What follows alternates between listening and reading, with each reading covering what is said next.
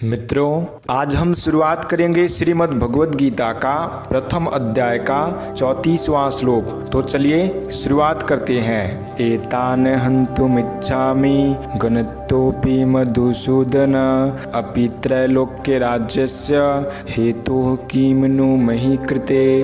अर्थात अर्जुन बोले, आचार्य, पिता, पुत्र और उसी प्रकार पितामह, मामा, ससुर, पौत्र, साले तथा अन्य जितने भी संबंधी हैं, मुझ पर प्रहार करने पर भी मैं इनको मारना नहीं चाहता। और हे मधुसूदन, मुझे त्रिलोकी का राज्य मिलता हो तो भी मैं इनको मारना नहीं चाहता। फिर पृथ्वी के लिए तो मैं इनको मारूं ही क्या।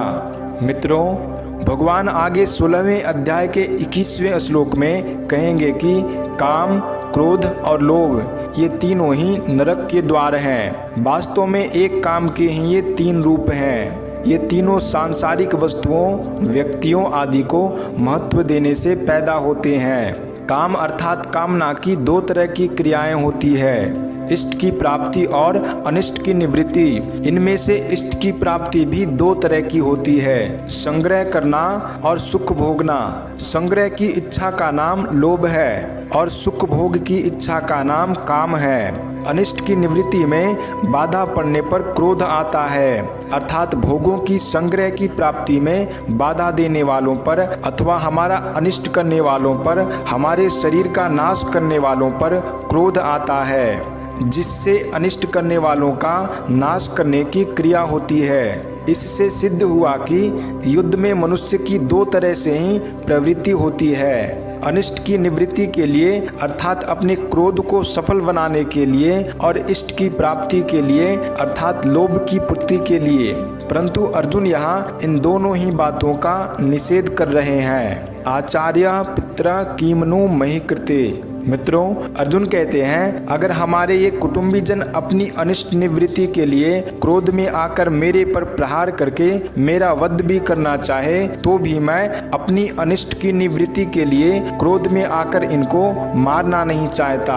अगर ये अपनी इष्ट प्राप्ति के लिए राज्य के लोभ में आकर मेरे को मारना चाहे तो भी मैं अपनी इष्ट प्राप्ति के लिए लोभ में आकर इनको मारना नहीं चाहता। तात्पर्य यह हुआ कि क्रोध और लोभ में आकर मेरे को नरकों का दरवाजा मोल नहीं लेना है। मित्रों, यहाँ दो बार अपि पद का प्रयोग करने में अर्जुन का आशय यह है कि मैं इनके स्वार्थ में बाधा ही नहीं देता तो ये मुझे मारेंगे ही क्यों। पर मान लो कि पहले इसने हमारे स्वार्थ में बाधा दी है, ऐसे विचार से ये मेरे शरीर का नाश करने में प्रवृत्त हो जाए तो भी मैं इनको मारना नहीं चाहता। दूसरी बात, इनको मारने से मुझे त्रिलोकी का राज्य मिल जाए यह तो संभावना ही नहीं है। पर मान लो कि इनको मारने से मुझे त्रिलोकी का राज्य मिलता हो तो भी मैं इनको मारना नहीं चाहता। मधुसूदन। मित्रों, अर्जुन श्री कृष्ण से कहते हैं, आप तो दैत्यों को मारने वाले हैं, पर ये द्रोण आदि आचार्य, भीष्म आदि पितामह दैत्य थोड़े ही हैं जिसे मैं इनको मारने की इच्छा करूं। ये तो हमारे अत्यंत नजदीक के खास संबंधी हैं। आचार्य।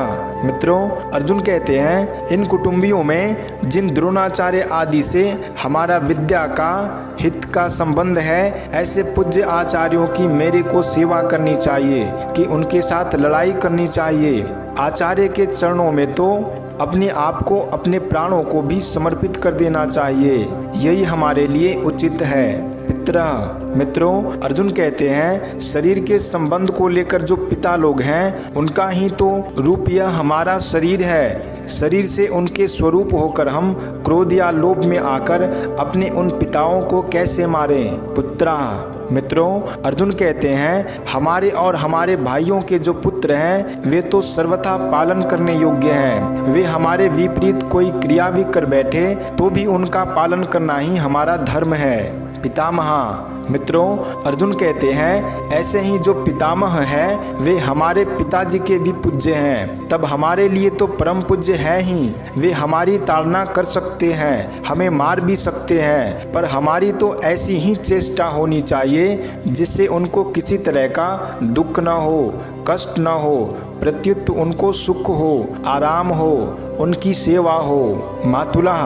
मित्रों, अर्जुन कहते हैं हमारे जो मामा लोग हैं वे हमारा पालन पोषण करने वाली माताओं के ही भाई हैं, अतः वे माताओं के समान ही पूज्य होने चाहिए। स्वसुरः। मित्रों, अर्जुन कहते हैं ये जो हमारे ससुर हैं ये मेरी और मेरे भाइयों की पत्नियों के पूज्य पिताजी हैं, अतः ये हमारे लिए भी पिता के ही तुल्य हैं। इनको मैं कैसे मारना चाहूँ? पौत्रा। मित्रों, अर्जुन कहते हैं हमारे पुत्रों के जो पुत्र हैं वे तो पुत्रों से भी अधिक पालन पोषण करने योग्य हैं। शालः। मित्रों, अर्जुन कहते हैं हमारे जो साले हैं वे भी हम लोगों की पत्नियों के प्यारे भैया हैं, उनको भी कैसे मारा जाए? संबंधिना। मित्रों, अर्जुन कहते हैं ये जितने संबंधी दिख रहे हैं और इनके अतिरिक्त जितने भी संबंधी हैं उनका पालन पोषण सेवा करनी चाहिए कि उनको मारना चाहिए। इनको मारने से अगर हमें त्रिलोकी का राज्य भी मिल जाए तो भी क्या इनको मारना उचित है? इनको मारना तो सर्वथा अनुचित है।